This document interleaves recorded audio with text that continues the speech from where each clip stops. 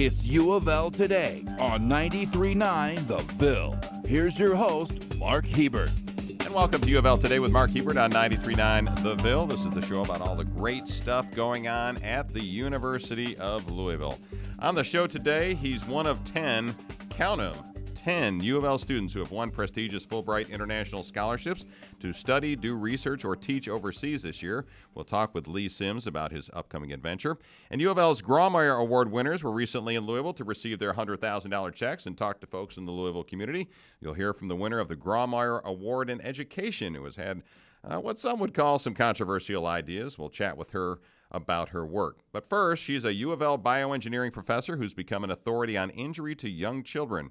Here's an interview I recorded with Gina Bertocci about her work. Sitting with me now is Gina Bertocci, who is an endowed chair in biomechanics and bioengineering at the University of Louisville, and she has recently completed some research on shaken babies and what happens to them when you pick them up and shake them. Are the injuries as bad as they would be if you'd knock their head against a wall? So that's the topic we're going to talk about here with Gina, right? Yeah, not a fun topic, Mark, but one that is important to talk about nonetheless. Okay, so your research, well, I guess first let me ask you, what's a bioengineer? What's the difference between a bioengineer and a mechanical engineer or a chemical engineer? Right. So that's a really good question, and I'll answer that with regards to the study that we conducted related to shaking baby. So injury biomechanics is the field that studies the response of the body to when it's exposed to different phenomena. So for instance, if it's exposed to a crash level force when you're in a motor vehicle accident, or if you fall and there are forces that are applied to your head or accelerations, how does the body respond? And how much can the body tolerate before there's an actual injury? And so in the context of this study, that's what bioengineers do. Gotcha. So you study the human body and its We reaction. study, yeah, right. And the human body is, a system, and we study its function and how it responds to injury.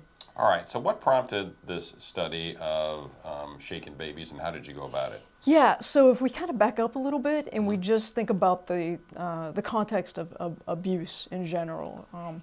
There are about 3.5 million referrals for child abuse to Child Protective Services in the U.S. each year. So that's an astronomical number. 1,500 children die every year from abuse, and another about 150,000 are severely disabled.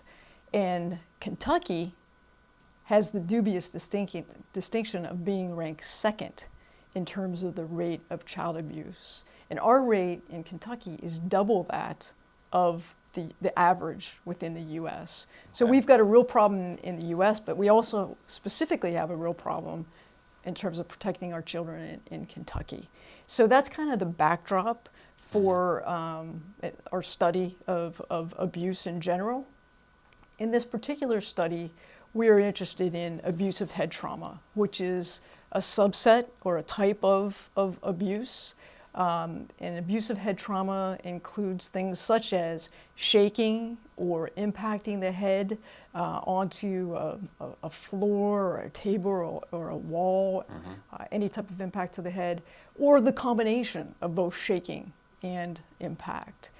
And whenever you have that type of abusive head trauma, you could have injuries such as severe brain injury that leads to neurological deficits, seizures, learning disabilities, and even death. Okay? So we're very interested from a biomechanics perspective to understand when you shake a child, can that lead to injury or not, and how does it lead to injury if it does? And the root of that research that you did was just shaking a baby, not shaking it and hitting its head, not shaking it and throwing it somewhere. Correct. So that was just. So how did you go about doing it? I mean, how'd you figure out what's going on in a baby's brain? Right. So what we did, and this kind of goes back to a study that was done back in 1987. So despite clinical studies and perpetrators' confessions indicating that shaking alone could cause severe brain injury and even death, there was a study in 1987, a biomechanical study, that essentially took a surrogate doll that represented a newborn infant, and they did this first shaking study. And what they found, or they came to the conclusion, that shaking alone was not injurious to the brain of an infant. That was in 1987. Okay. So you can imagine the controversy that was sparked because of that. And Well, every defense attorney that was defending a child abuser saying, well, no, it couldn't kill this kid. Absolutely. Yeah. And we are still arguing that in courts today. Okay. So the study, that was kind of the impetus for the study that we did. But we sort of repeated that study. We had a adult volunteer that shook an instrumented surrogate.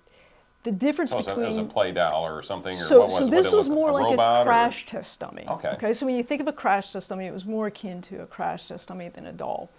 And the difference between our surrogate and the surrogate that was used in 1987 is that ours was much more biofidelic. And what I mean by biofidelic is that it was much more human-like in terms of the floppiness of the neck, so the stiffness of the neck, the fact that the torso was very flexible, as you would expect to see in a newborn infant. So there were definitely some differences there. And the way we went about doing the study is we had a volunteer who was an adult who was given the instruction to violently shake this surrogate. And they did so for about 3 to 4 seconds. The surrogate was instrumented with accelerometers that were placed within the head of the test dummy. And we recorded what those head accelerations were during shaking. And what's important to note is that head acceleration is directly related to the likelihood of head injury. So the higher the head acceleration, the greater the risk of head injury. So that's why we were interested in measuring the head acceleration. Once again, we're talking to Gina Bertocci, who's the endowed chair in biomechanics and bioengineering at the University of Louisville Speed School of Engineering. We're talking about her research on this, basically shaking babies and how that impacts their brains. So what did you find? Does just shaking a baby cause damage to the brain, irreparable damage to the brain by itself? Yeah, so that's not an easy yes/no answer, as you probably imagine. As I know, I read your study. Yeah, so what we do whenever, as bioengineers, whenever we're trying to determine if injury would occur, so we measure things like acceleration and force, and then we compare them to injury thresholds to determine whether or not things like acceleration exceed the threshold. And if they do, that means that there's a likelihood of injury.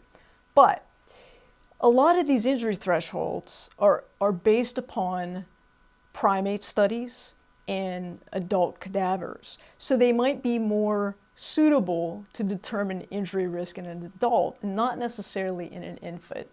Nonetheless, we went forward in recording our head accelerations, and what we found is that our accelerations were 10 times those that were measured back in 1987 when that initial study was done looking at shaken baby. And so that's a really important finding. And the levels of acceleration that we found, even though we used these injury thresholds that were based upon adults and primates, they suggest that in fact there could be brain injury that occurs by shaking alone. And if you look closer at our data, what you find is that the peak acceleration occurred whenever the chin hit the chest of the surrogate. So the baby was going up and down, the head was going up and down. Yes, so as the head was going back and forth, as the chin struck the chest, that is when we recorded the highest level of acceleration. Okay. So the note to prosecutors and those who investigate child abuse injuries is what out of this research? Yes. So what I am faced with whenever I testify in child abuse cases in court is that the defense attorneys are saying, well, here's this 1987 study, Dr. Bertocci, and it says that you could shake a baby and there would not be necessarily any injury. Now I'm going to be able to counter that and be able to say, well, guess what? Here's our study that says differently. and in fact that there is a risk of brain injury that can occur from shaking alone. Because what we find is in these cases are that if you have shaking alone, there might not be any other markings on the child. So no signs of impact such as bruises or fractures. And then you all of a sudden have this child with no external evidence of injury, yet they have a severe brain injury or a fatal brain injury. And I don't guess there's any way to measure what the future is going to be for that child that is shaken violently for 3 to 4 seconds and had their head rapping and knocking on the chin, knocking on their chest, etc. There's no way of looking at the long-term potential damage, is there? Well, again, it goes back to comparing to these injury thresholds. Right. So that's the best we can do. What we do know from a clinical perspective is the prognosis for these kids is very poor. Mm-hmm. We see that over and over again clinically. And are you working with the Kentucky Child Fatality Commission, that group that's looking at all these fatalities? So this particular study that we did was done in conjunction with my collaborator, Dr. Carroll from the University of Washington. And she is actually the chair of the American Academy of Pediatrics Committee on Studying Child Abuse. So that's who I did this study with. We've got some other work that's going on with my collaborator, Dr. Mary Clyde Pierce from Northwestern University, who used to be here at the University of Louisville. And then also we're working with Dr. Melissa Currie here at UofL, who's the Director of Pediatric Forensics. Gina Bertocci, as always. It's always fun to talk to you. Nice talking to you, All Mark. right, thanks a lot for being on the show. The University of Louisville has had 120 Fulbright Scholars since 2003. That is more than all of the other Kentucky schools combined. The international scholarships are extremely competitive, and one of the winners this year from UofL was Lee Sims, who I talked to a few days ago. I'm here now with Lee Sims, who is a graduating senior from the University of Louisville, and he is the winner of a Fulbright Scholarship. Congratulations, Lee. Thank you so much. So you are going where on your Fulbright? So I'm going to London in the United Kingdom, to Imperial College.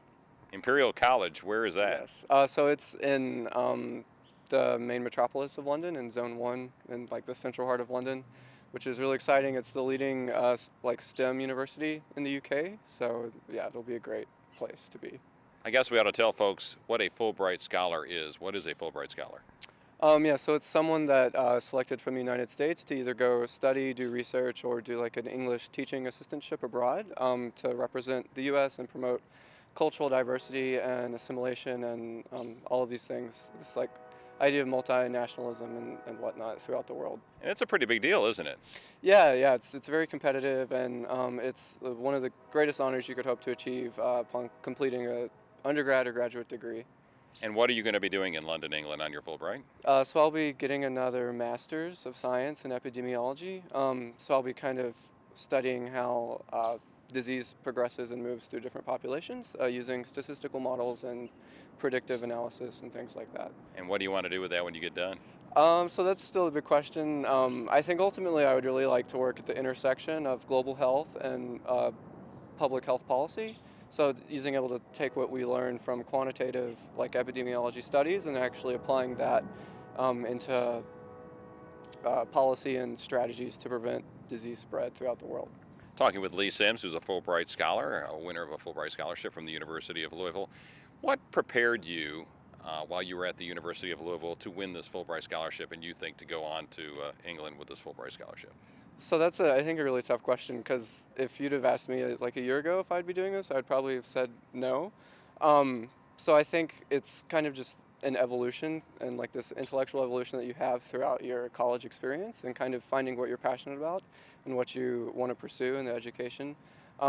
But I think the mentorship and all of the faculty here, from my own personal mentor that I've worked in Dr. Jill Steinbach-Rankin's lab for 5 years now, so she's been a tremendous mentor of mine. And then all of the faculty with Dr. Patricia Condon and everyone here at UofL really helped to foster this environment of letting students know that they can reach for the stars and actually helping them get there, I think is really valuable. And also all of the extracurricular opportunities and volunteering and actually engaging with the community of Louisville is one of the things that really inspired me personally to pursue what I'm pursuing, to actually having these venues to get out there and in the community and doing work and actually having tangible impacts on people's lives is really kind of motivated me and compelled me to pursue the degree that I'm going to get. And I don't think that I would have had that same experience anywhere else. Are you apprehensive, excited? What are you feeling right now? A lot of surrealism, I think, is the best word. It just feels like I'm living in a fairy tale almost. Like, literally, dream about it for months and months and hope and wish. And there's so much anxiety leading up to the news. And when I finally got the news and learned that I'd received a grant and a fellowship, it was like a dreams had come true, literally, because I had been dreaming about it for months. So, Well, Lee Sims, congratulations on your Fulbright. thank you so much. Philanthropist Charlie Grawemeyer created the University of Louisville's Grawemeyer Awards in 1984. The 5 international prestigious awards pay tribute to the power of creative ideas, emphasizing the impact a single idea can have on the world. I interviewed this year's winner of the Grawemeyer in Education when she was on campus to receive her $100,000 check and a medallion and talk to the public about her ideas. With me now is Sara Goldrick Raab, who is the Grawemeyer Award winner in Education from the University of Louisville. She is a professor at Temple University, a College of Education professor there. So first off, Sara, congratulations on winning the Grawemeyer. Thank you very much. Is this a big deal to win the Grawemeyer? Yes, it is. Yes, it is. It was rather stunning to me. I don't think I really realized I'd been nominated, and they called, and I cried. Really? Yeah. Why? Yeah. This has been a lot of work. This book is about a 6-year-long study. 200 people on my research team over the years worked on this. We followed 3,000 students around. It was just a massive investment of time. And then to write a book about it while trying to do justice to those students and those stories, it was hard. And I wrote it and I rewrote it and I threw the manuscript away and I started again. And to think that it's a book, let alone an award-winning book, it's kind of overwhelming. So you get $100,000 for this. Is that part of the deal too? Is that pretty good? It is, but it's gone, just to be clear. So, one of the reasons that I cried, frankly, was that I've been trying to put some resources into this issue. So, I can't face these students and their challenges every day and not do something about it. And so when the book first came out, I started something called the FAST Fund. It's an emergency aid fund, and it gives money directly to faculty members who can in turn give it to their students as they need it. And book proceeds from an academic book, they don't turn out to actually be that much. So I have been putting my own money into it over time.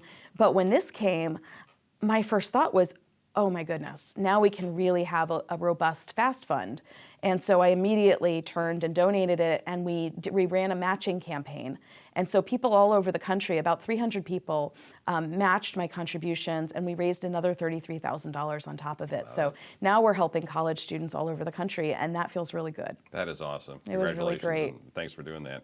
Again, we're talking with Sara Goldrick Raab, who's the Grawemeyer Award winner in Education. So now I guess we ought to talk about what's in your book. What is the premise of your book? The premise of my book is that the price of college is getting in the way of students' education now. It used to just be sort of the price of entry. And if you could pay that initial price, once you got in, things were fine. But the book is about students who all went to college. They all got past that first day. They all did the FAFSA, that horrible financial aid application. And then they started trying to go through school. And what I show is that the challenges they faced over and over and over again, at their core, were about money. And the ways in which they paid the price really surprised me. So it wasn't just like they didn't have the books they needed for class, or they had trouble getting a laptop. We actually watched students go without food. We watched people skip meals because they didn't have money. We watched people skip having housing because they didn't have money. And the severity of those issues, that's not something that most of this country has been recognizing, and certainly wasn't recognizing while we were writing. Now, these days, people are talking about it more, and one reason is that we've been putting this work out there. And when you're talking about these students that really struggled financially while they were in college, you said, 3,000, I think? Was it mainly at private schools or public institutions, or both? The entire study is based at public institutions, and we were studying students at 42 colleges across Wisconsin.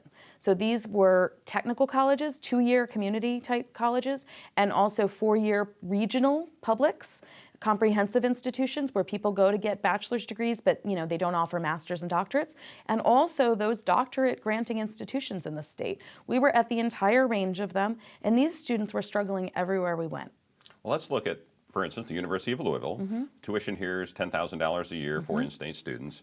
So most people, I think, would say, that doesn't sound like a whole lot of money, plus over half of them get some sort of aid. Sure. That doesn't sound like a whole lot of money. So what's the problem? Where's the disconnect? So the thing is that the cost of attending college is not first and foremost about tuition and fees anymore. More than half of the cost of attending college is about everything else. It's about the books and supplies, the transportation, the medical expenses, the clothes, and then of course the food and the housing. And those things, even here, probably add up to probably around $15,000 a year. Financial aid very often does not cover that. Now, it's reasonable to say, well, that's what work is for. But it's harder than ever to work enough hours during college at a decent wage that will cover $15,000 in a given year. And if you do work like that, you usually end up with poor grades. And so then you can lose your financial aid and find yourself with nothing. We're talking with Sara Goldrick Raab, who's the Grawemeyer Award winner in education from the University of Louisville, and she is currently a professor at Temple University, a College of Education professor there.